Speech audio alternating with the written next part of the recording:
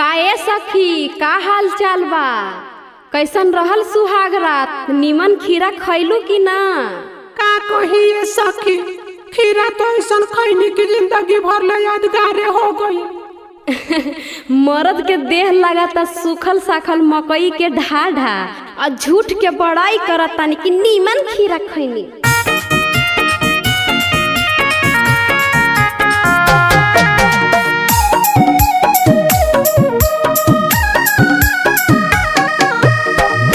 Kanchan Raj Muzaffarpur, DJ Kanchan Raj Muzaffarpur.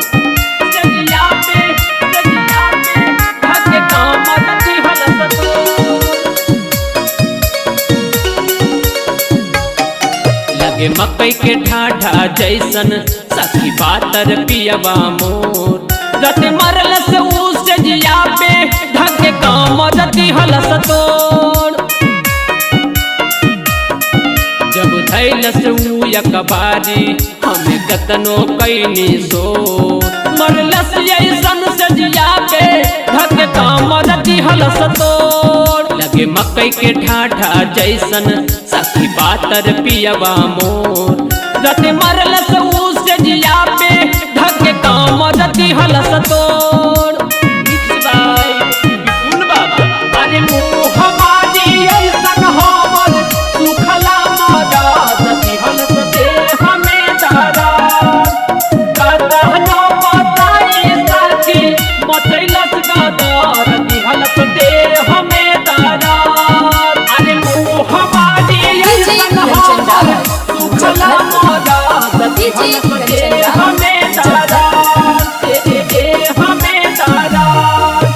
पातर सजनमा के मानल न मनवा, तुरल से पूरे बदनवा है। बालिकन वाली के धजी उड़ैलस तू देलस पूरे गहनवा है।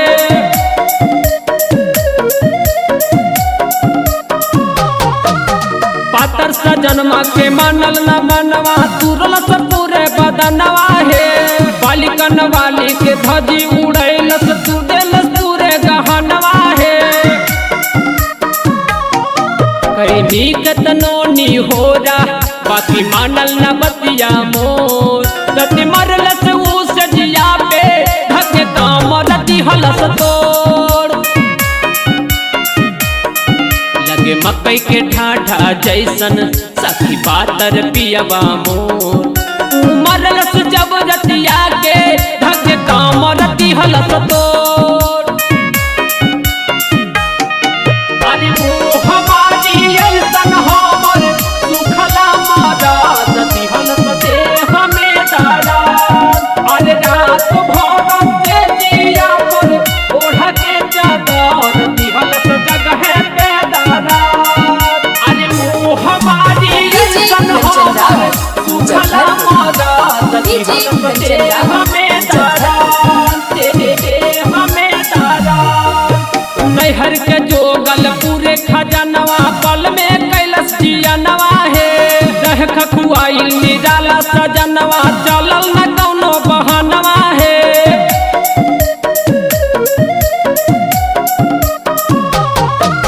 नैहर के जोगल पूरे खजनवा पल में कैलस जियनवा है। रह खखुआइल निराला सजनवा चलल न कौनो बहनवा है। रह रातों भर जागल मुअना कर दिहलस पूरे भोर, उमरलस जब से जिया पे ढके काम रति हलस तोड़। लगे मकई के ढाढ़ा जैसन सखी बातर पियवा मोर, उमरलस जब रतिया के ढके काम रति हलस तोड़।